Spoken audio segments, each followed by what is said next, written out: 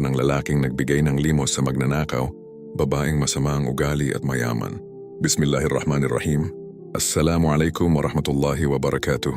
Mga kapatid na Muslim at maging sa ating mga kaibigang non-Muslim na nakikinig at nanonood, may isang napakagandang kwento mula sa hadith na nagtuturo sa atin tungkol sa tunay na kahulugan ng kabutihan, pagtulong sa kapwa, at pagtitiwala kay Allah Azza wa Jal. Sa panahon natin ngayon, maraming tao ang nagdadalawang isip na tumulong.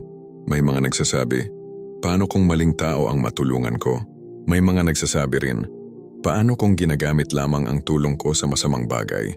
Ngunit may isang kwento na ibinahagi ng Propeta Muhammad, sumakanya nawa ang kapayapaan na nagpapakita na minsan ang kabutihan ay nagiging dahilan ng pagbabago ng puso ng tao kahit hindi natin ito inaasahan. Ito ang kwento ng isang lalaking nagbigay ng limos sa 3 tao. Isang magnanakaw, isang babaeng kilala sa masamang gawain, at isang mayaman. Sa unang tingin, tila mali ang mga taong kanyang natulungan. Ngunit sa huli, ipinakita ni Allah Azza wa Jal na ang kabutihan na ginagawa para sa kanya ay hindi kailanman nasasayang. Ako muli si Legendary B. Inspired ang maghahatid sa inyo ng katotohanan tungkol sa Islam at ang mga kwento nito. Huwag kakalimutan mag-follow, like and share to get latest Islamic teachings and lectures. Ang simula ng kwento, noong panahon ng Propeta Muhammad sumakanya nawa ang kapayapaan, may isang lalaki na kilala sa kanyang mabuting puso. Isang gabi, habang siya ay nag-iisip tungkol sa paggawa ng kabutihan, sinabi niya sa kanyang sarili, ngayong gabi ay magbibigay ako ng sadaka. Ang sadaka ay isang uri ng kawanggawa na ginagawa para sa kaluguran ni Allah Azza wa Jal. Hindi ito ginagawa upang purihin ng mga tao. Hindi rin ito ginagawa upang magpasikat. Ginagawa ito dahil ang puso ng isang Muslim ay nais tumulong sa kapwa para sa kapakanan ng kanyang kaluluwa at para sa kasiyahan ni Allah Azza wa Jal. Kaya lumabas ang lalaki sa gabi dala ang kanyang sadaka. Ang gabi ay tahimik. Ang mga tao ay nagpapahinga na sa kanilang mga tahanan, ngunit ang lalaking ito ay lumabas upang gumawa ng kabutihan. Ang unang gabi ang magnanakaw. Habang siya ay naglalakad sa madilim na daan, nakakita siya ng isang tao. Hindi niya kilala ang taong iyon. Hindi niya alam kung siya ba ay mabuti o masama. Ngunit dahil ang kanyang layunin ay magbigay ng sadaka, ibinigay niya ang kanyang limos sa taong iyon. Pagkatapos ay umuwi siya sa kanyang tahanan. Kinabukasan, ang mga tao sa bayan ay nag-uusap. May isang balita na kumalat. Sinabi ng mga tao, may nagbigay ng sadaka kagabi sa isang magnanakaw. Nang marinig ito ng lalaki, siya ay nagulat. Maaring napaisip siya. Maaring sinabi niya sa kanyang sarili, ako ay nagbigay ng limos sa isang magnanakaw. Ngunit sa halip na magalit o magsisi, sinabi niya, Allah Azza wa Jal, ang papuri ay para sa iyo. Nagbigay ako ng sadaka sa isang magnanakaw. Hindi niya sinisi ang kanyang sarili. Hindi rin siya nagalit sa taong tumanggap ng limos. Sa halip pinuri niya si Allah Azza wa Jal. Pagkatapos ay nagpasya siyang magbigay muli ng sadaka sa susunod na gabi. Ang ikalawang gabi, ang babaeng masama ang gawain.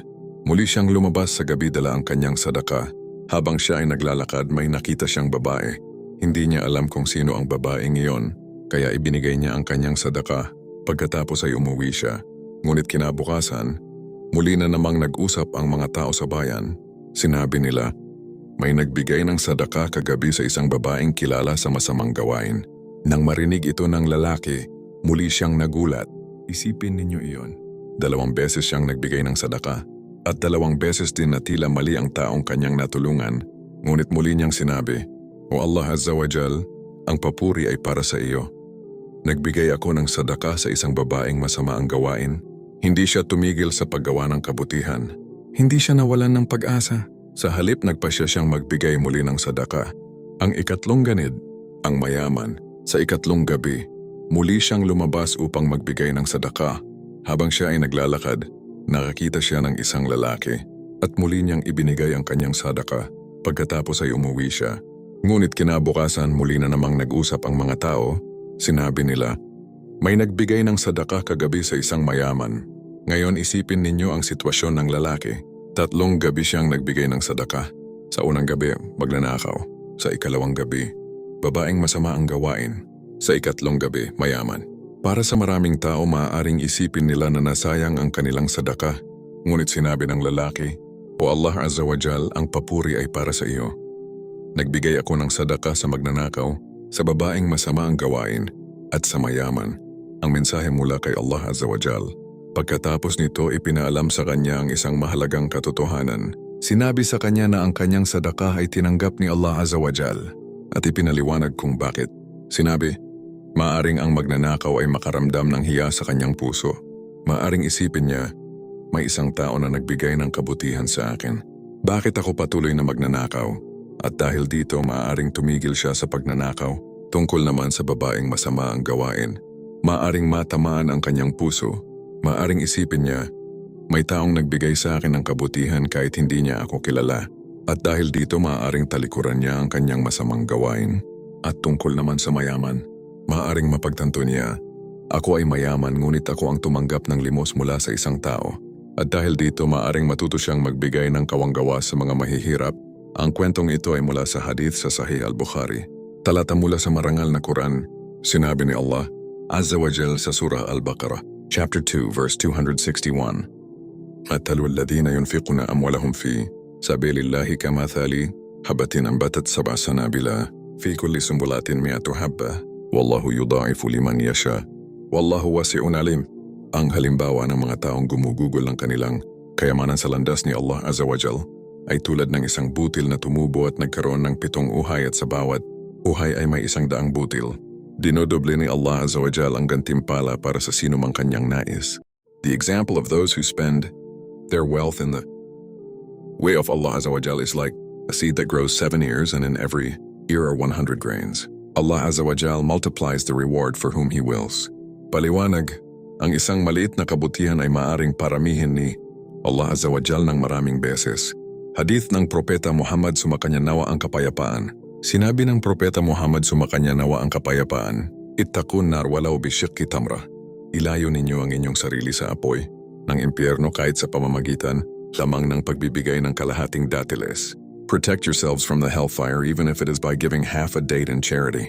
Hadith mula sa Sahih al-Bukhari.